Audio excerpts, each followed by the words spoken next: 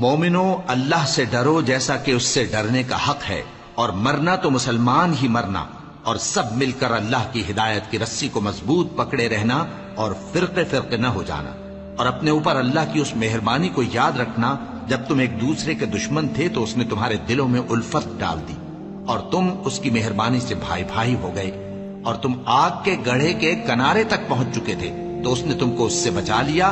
اس طرح اللہ تم کو اپنی آیتیں کھول کھول کر سناتا ہے تاکہ تم راہ راست پر رہو۔ اور تم میں ایک جماعت ایسی ہونی چاہیے جو لوگوں کو نیکی کی طرف بلائے اور اچھے کام کرنے کا حکم دے اور برے کاموں سے منع کرے، یہی لوگ ہیں جو کامیاب ہیں۔ اور ان لوگوں کی طرح نہ ہونا جو متفرق ہو گئے اور صاف احکام آنے کے بعد ایک دوسرے سے اختلاف کرنے لگے۔ یہ وہ لوگ ہیں جن کو قیامت کے دن بڑا عذاب ہوگا، جس دن بہت سے منہ سفید ہوں گے اور بہت سے سیاہ۔ تو جن لوگوں کے منہ سیاہ ہوں گے ان سے اللہ فرمائے گا، کیا تم ایمان لا کر کافر ہو گئے تھے؟ سو اب اس کفر کے بدلے عذاب کے مزے چکھو۔